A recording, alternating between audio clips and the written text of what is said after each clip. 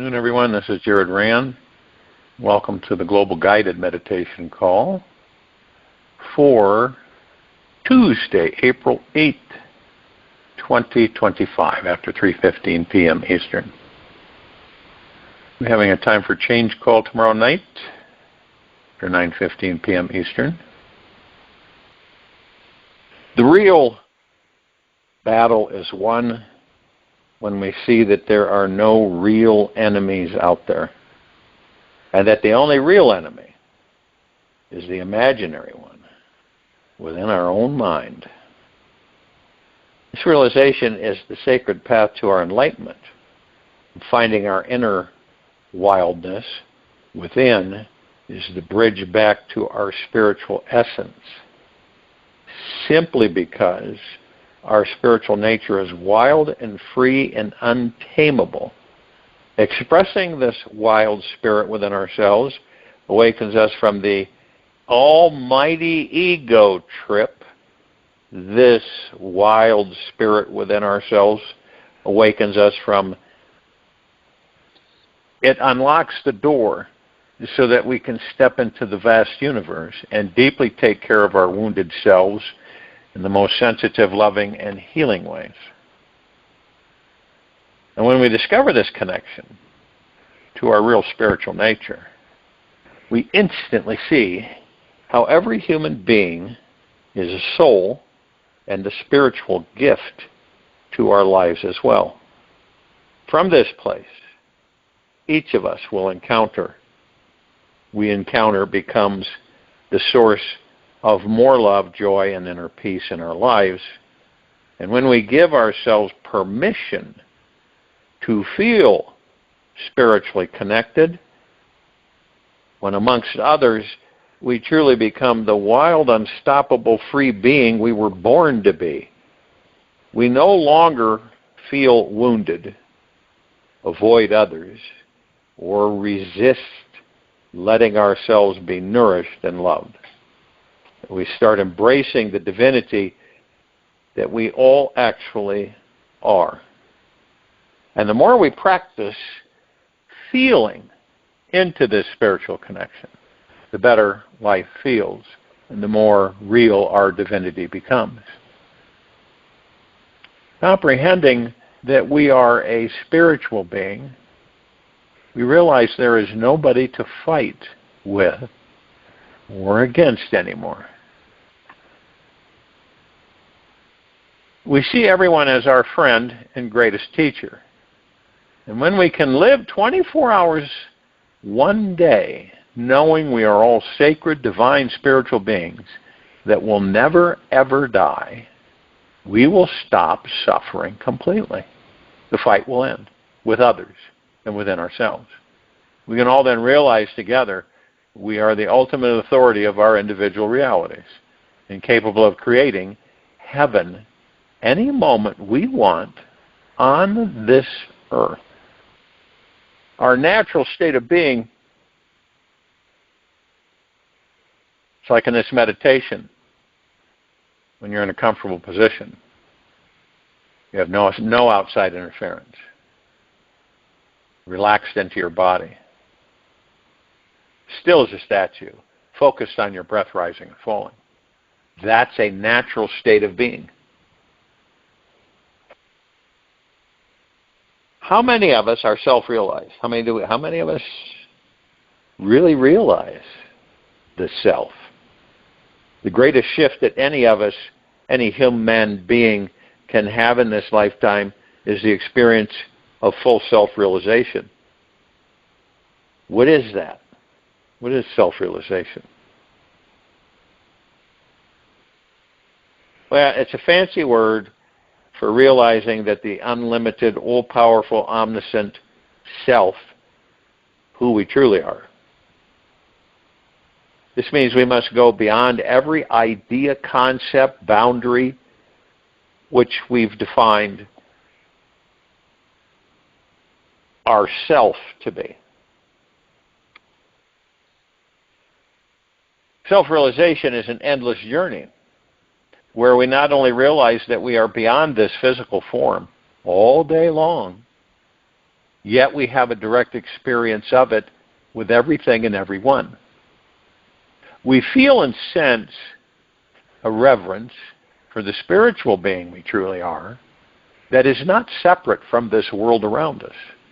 It is the most profound awakening process one can have, which expands within us every moment of the day, becoming an integrated aspect of everyday life. There really is no deeper transformation in consciousness than any human can have than becoming self-realized. The change in perspective is so completely radical and utterly life-morphing that nothing else can compare.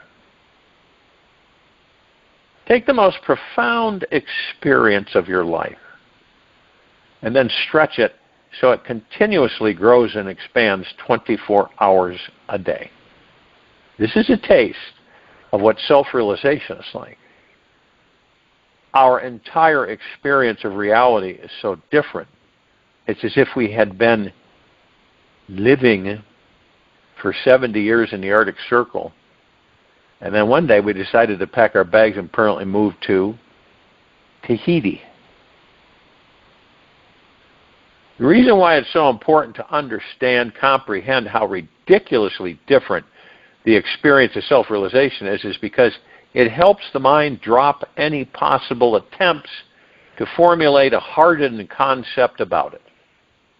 What it actually is cannot be grasped by the mind. And the more the mind tries to think that it knows what self-realization is, the further we drift away from the experience of it. There is no mental concept in this universe that can prepare us for self-realization, other than a perpetual willingness to surrender in the mystery and curiosity of it. I'm sure we would all like a formula for a way to live life that is more enlightened and liberating. The challenge with this is that every formula that works once is not going to work forever. All formulas last for a limited period of time, and then we outgrow them. This is because the nature of our consciousness is meant to expand, become more flexible and diversified. Isn't it ironic that so many of us get kind of trapped in a non-progression where we become fixed a certain way. So we don't grow and we don't expand. And we like that. We don't care to expand and grow. We like to, sit in the mud.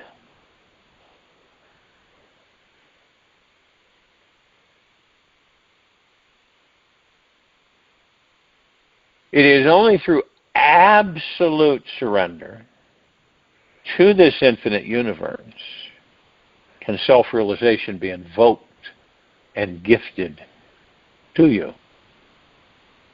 This level of surrender means we're inviting in the feeling that anything is possible, which means you choose. You must let go of just about everything you have known to be true. And believe you me, it's not easy to let go of our beliefs. Yet it is the only way we will ever find the experience of being truly free. So it isn't just a one-time surrender. It is forever surrender.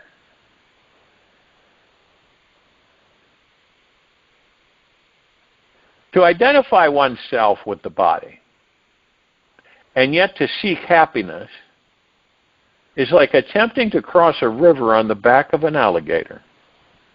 Ramana Maharishi.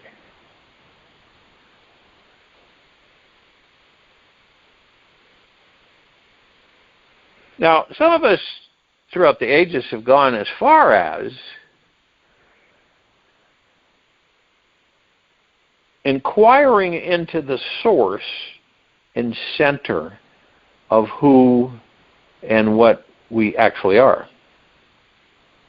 When we relax, like we do in this meditation, meditate and dive into the center of you. There you will first find the mind and its stories about you. The infinite experience of you is behind these thoughts. It comes from the diving into the center of your presence, your essence. And there you can go into it for infinity. There is always another experience within the center of each experience. Eventually, this is how we become centered within our spiritual essence. In this life, it is always the most random, expansive feelings which redirect our attention away from who we think we are and towards rediscovering our unlimited creative source of consciousness.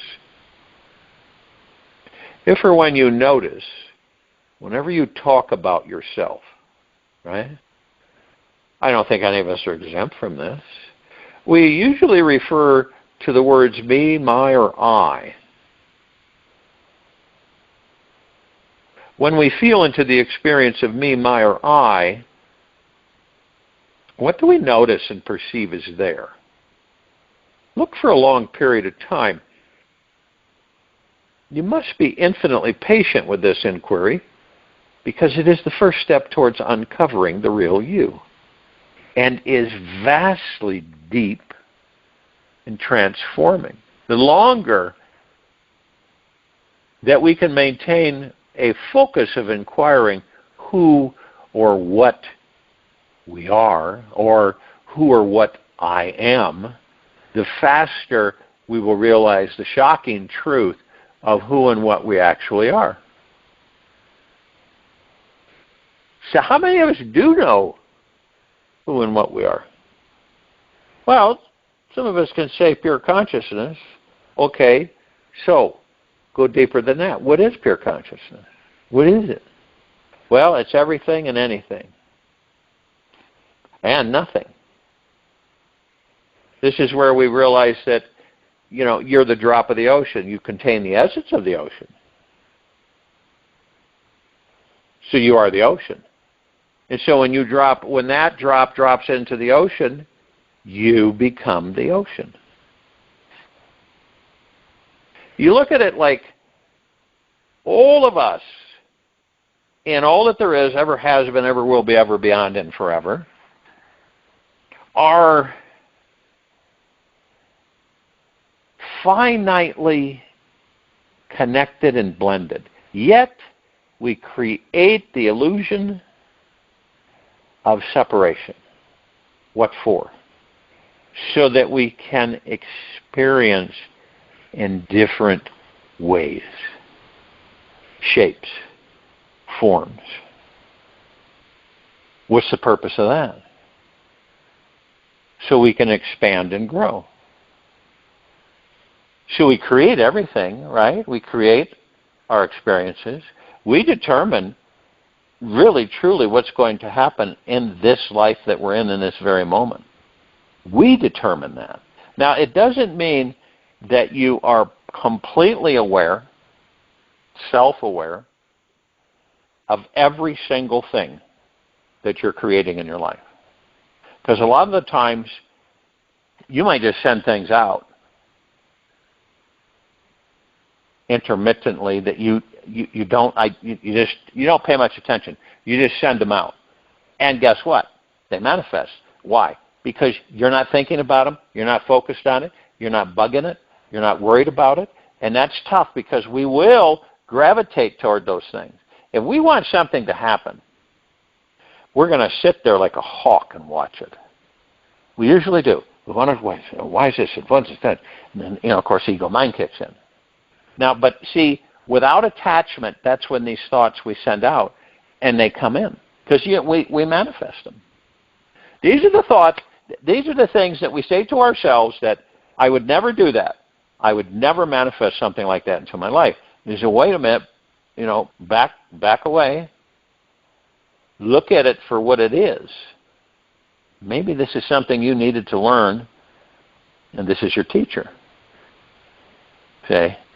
Rather than getting all riled up and defending the ego. Most of us, kind of, maybe a tad, connect with that, but yet there's a lot of fear. You know what I mean? Fear. Fear of the unknown. Fear of being that powerful. All these things. Where does that come from? It comes from our ego mind.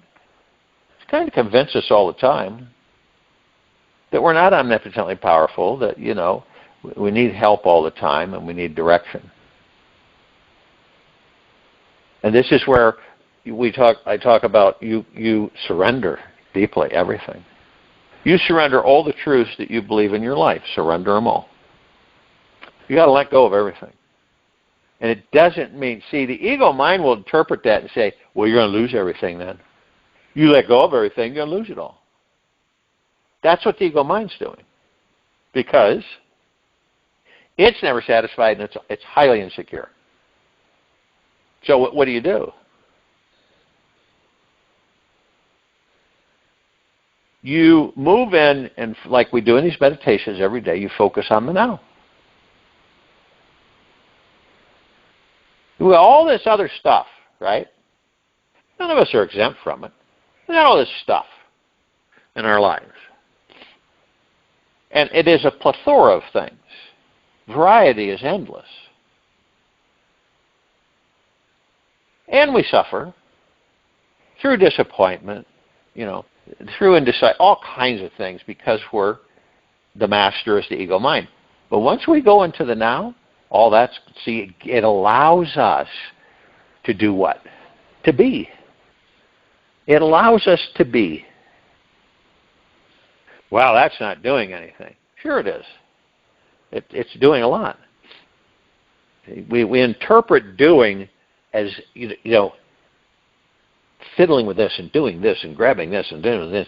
I always refer back to that rabbit in Alice in Wonderland with the watch. I'm late for a very important date. And that kind of identifies the majority of this civilization. Rushing through life. Have you ever done something where you're on a high speed, right? For a period of time, you high speed in your life. And then you're doing all these things, and then you take a breath and go, what the heck am I doing this for? This is exhausting.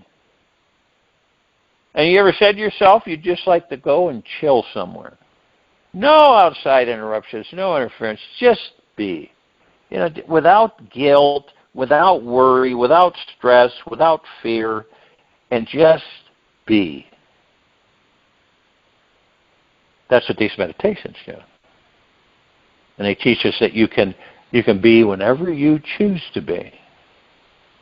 Oh no, you've got to be doing something. You've got to be doing something. Right? You are.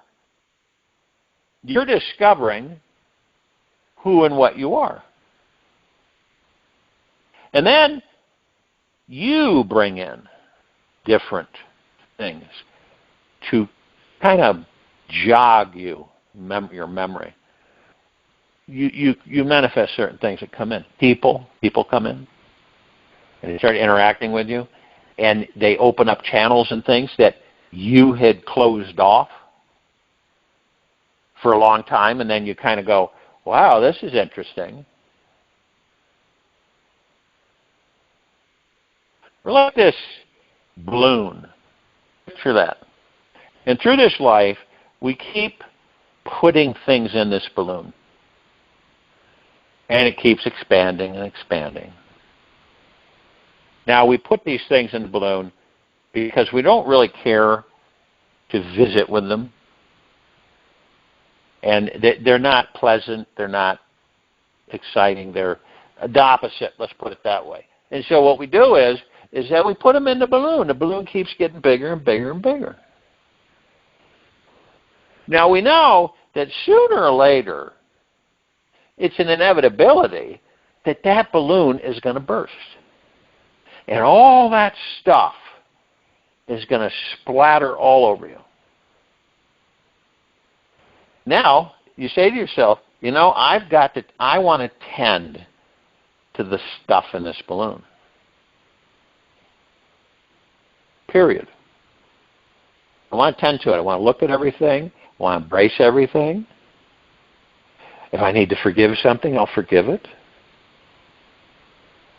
But I want a clean slate for myself. I want all this stuff that I've gone through and to let it go. Because it's experience, see? And it's all temporary. All of it. It's not something that you're going to have for 1 billion years. It's just you're experiencing in this body. Because see, what happens is that each life, when you leave the body, it's very quick. Your recollection or memory of that life fades. And then it disappears. And then you don't remember what it's like. You might look at your life and know that, but what is it like? What's it like to cry? What's it like to laugh? What's it like? I was in that life, 80, 90, 100 years, but I don't remember what that's like. This is what happens. Isn't that amazing? So we spend, so many years in the body, in that life, and then we leave it. It doesn't take long for us to forget what it's like to feel, to touch, to love, to hate, to be stressed, worried, happy, joyful. All of those things. We don't remember how it feels. You can look at the life. Oh, okay, I did that. But you don't remember how it feels. Isn't that wild? So what do? That's your motivation. That's the motivation. What's the motivation? You start to say to yourself, there's a God that you are. Well, maybe I go back down there. I have another life. And you become seduced into that matrix to go in and have another life. And then you start experiencing all that stuff that you had experienced in the previous life and so on and so forth. But then it comes back to you that, you're the baby, and then you start feeling and you start, you start smelling and you start experiencing. That is very seductive for us gods. I'm telling you, it is absolute. It is allure, seduction. Gods love attention. Pure consciousness loves attention. So what this life, see? Most of us in this life, what do we like? We like attention, don't we? Different ways, different shapes, different forms. But we really like attention. We do not like to be ignored at all. Right? You like to be ignored? Probably not. Maybe in some situations you go, oh, great, they're not paying any attention to me. Oh, good, they're not coming over here to talk with me. In those cases, yeah. But when you want someone to pay attention to you, you don't care to have them not pay attention to you, do you?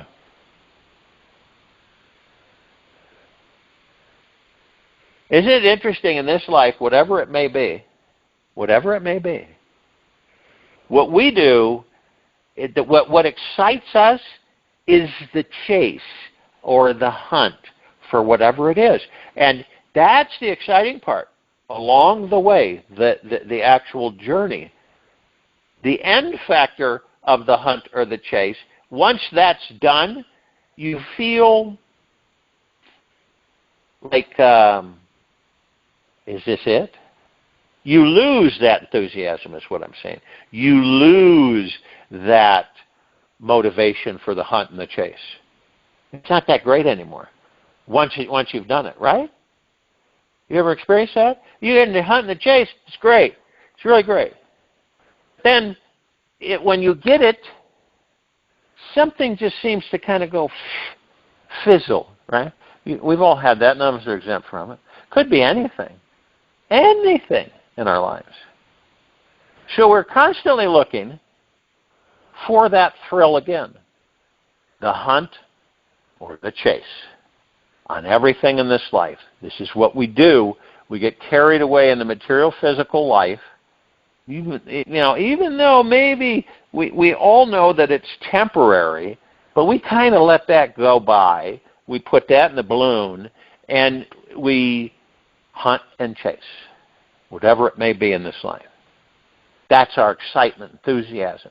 That's what keeps us interested. But once it's done, once we have, we've accomplished the chase, it's done, or the hunt, and it's over, then we kind of fizzle. You ever know we kind of lose our, this isn't that great. I thought it was going to be a lot greater than that, than this.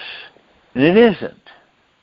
I got to start looking or hunting or chasing something else. Life is about hunting and chasing. It really is. All of us. Some way, shape, or form, we're either hunting or chasing. Something. It's always something that we're hunting or chasing, which means that there's always something that we want or desire. And so then we hunt and we chase for it. All the time. It could be small, medium, or large or extra large. But this is what we do. We hunt and chase, hunt and chase, hunt and chase all the time. And we're not bored, see? We're not bored when that's happening. But then when it's done and it's happened, we kind of get bored. We kind of go, that. And so what do? We create another hunt chase. Oftentimes, in any kind of relationship that you may have or have had, the hunt and the chase is what's exciting, isn't it? Pursuing something that you feel you don't believe in one hand that you're going to achieve it or get it, right? But that spurs you on even more to get it or achieve it. And then when you have, it's not as fun or great or compelling as it was when you were hunting and chasing it. It's like I said, it kind of fizzles. And this is why we're constantly rolling over and creating another hunt chase. It's all the time. Why do we get bored with ourselves and each other? It's easy. That's easy. Because we don't know who and what we are. That's why we get bored, because we're totally immersed in a material physical life. And the ego mind. If one day all ego mind on this planet was lifted permanently and nobody had an ego mind, it wouldn't be that great because we hadn't learned to do it ourselves. That's crucial. That is a universal, throughout all the universes, law. We create to experience. If everything is done for us, we don't experience. We don't experience the progression of it. And we really don't learn. When you take that away, you're not going to learn. It's just there for you. Oh, yeah, it's enticing. Sounds great, right? Maybe, I've had beings say to me that it'd be great if I didn't have to do anything the rest of my life and just kind of hung out. And I had all the money I needed and everything else, and I wouldn't do anything really much at all. Some people have done that.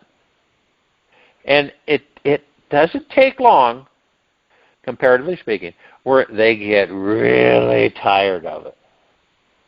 They do. They get tired of it. Because we're manual in some ways, but when we get to the understanding, comprehension that we are an omnipotently powerful, supreme, manifesting abundant beings that never die, see, we'll effortlessly manifest things and experience them. You might have manifested something, you go, oh, no, and then poof, gone. And then because of that experience, you'll be able to manifest the one thing that you really desire or want. Wanting and desiring keeps us on the hunt and chase. It's the life. Hunting and chasing is experiencing, creating our lives, and enjoying them. Creating and enjoying our lives. We're all creators. We're all omnipotently powerful beings in these bodies.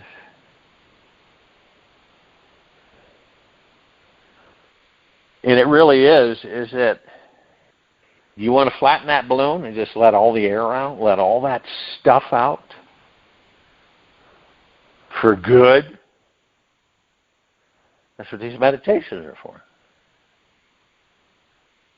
Join you in the meditation. I'll return to close this out.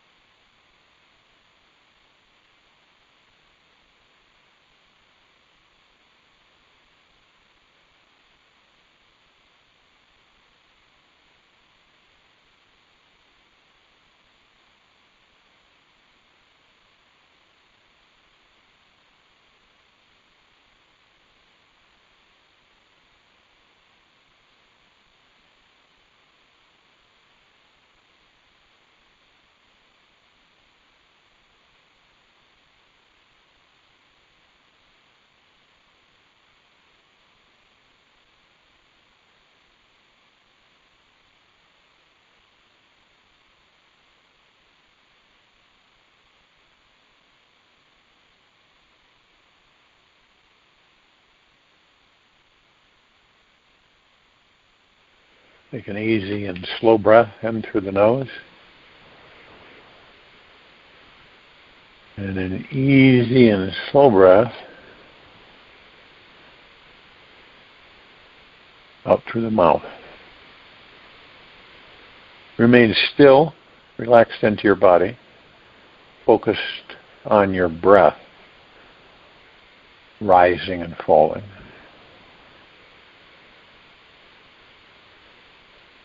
Look at something in nature as if it were for the very first time. Maybe a tree, bug, rock, or flower. Whatever it is, just gaze into it and through it. This will help you see the purpose of life. As you stare into the flower or tree, open your eyes and your being to experience something of the beyond. Receive the pure nature into your being. Gaze into it for a long enough time until you let it fully merge into you. Take this with you for the rest of the day into the evening and night, the following morning. We'll return here Wednesday, April 9, 2025, to continue our global guided meditation call. And our time for change call after 9:15 p.m. Eastern. Be gentle, kind, generous, humble with yourself at all times. Be in the highest of the highest high, deepest of the deepest deepest, purest of the purest purest, eternal gratitude at all times. No matter what's going on within you or outside of you. Open your heart and allow the magic to flow in.